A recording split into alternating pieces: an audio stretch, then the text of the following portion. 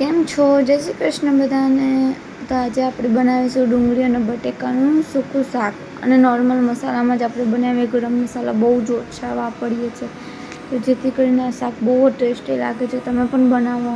તો આજે તો હું આ શાક ભાખરી સાથે બનાવીશ, તો ભાખરીનો અલગથી વિડીયો હું મૂકું છું, બરાબર. રોટલી બનાવતું રોટલીનો પણ અલગથી વિડીયો મૂકું છું, ઠીક છે, કેમ કે વિડીયો બહુ લાંબો થઈ જાય છે ને એટલા માટે. અને પ્લીઝ તમે લોકો સપોર્ટ કરો, વિડીયોને લાઇક કરો, શેર કરો અને સબસ્ક્રાઈબ કરવાનું બિલકુલ ના ભૂલતા.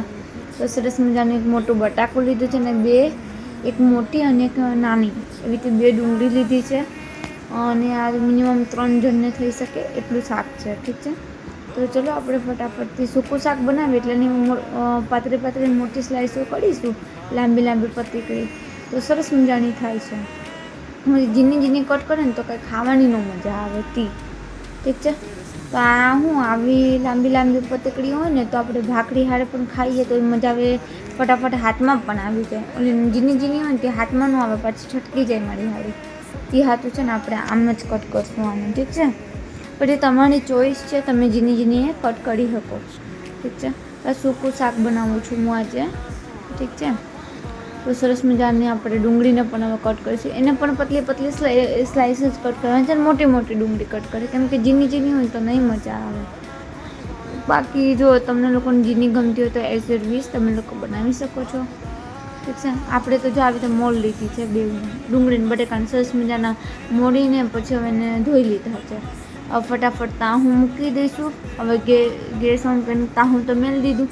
હવે એ ગરમ થાય એટલે એમાં તેલ રેડીશું. એ પણ શુદ્ધ સિંગ તેલ લીધું છે આપણે, ઠીક છે. જો સરસ મજાનું તાહું આપણું ગરમ થઈ ગયું, તેલ ગરમ થઈ ગયું. હવે એમાં 1 ચમચી જેટલું જીરું એડ કરશું, ઠીક છે. જીરામાં સૂકું શાક છે ને હંમેશા જીરામાં જ ખાવાની મજા આવે. તે હાથું છે ને આપણે 1 ચમચી જીરું એડ કર્યું.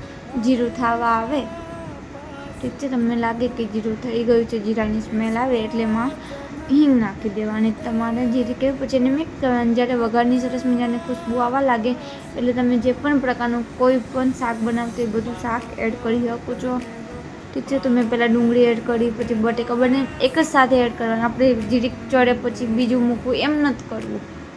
આપણે ગ્રેવીવાળું કોક શાક બનાવશું ને ત્યારે હું તમને એનામાં કહીશ કે કેવી રીતે પહેલાં શું એડ કરવું.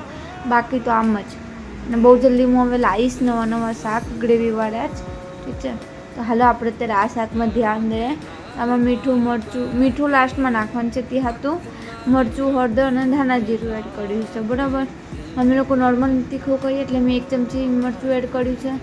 જો વધારે તીખું ખાતું હોય તો તમે એ પ્રમાણે એડ કરી શકો. અડધી ચમચી જેટલી હળદર એડ કરી છે મેં, અને છે ને 1 ચમચી ભરીને ધાણા જીરું એડ કરીશ. ધાણા જીરુંથી છે ને શાકનું ટેક્સચર બહુ જ સરસ મજાનું થઈ જાય.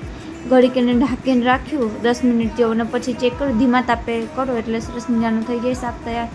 તો જો આ શાક હવે સરસ મજાનું ચડી ગયું છે. હવે એમાં મીઠું એડ કરીને 2 મિનિટ ધીમા તાપે પાકવા દેવાનું, અને પછી બંધ કરી દેવાનું.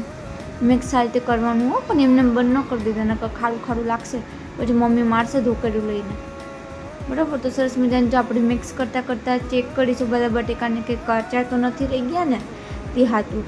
તો જો સરસ મજાનું શાક ચડી ગયું છે. હવે એને ભાખરી સાથે સર્વ કરીએ. તો ભાખરીનો વિડીયો પણ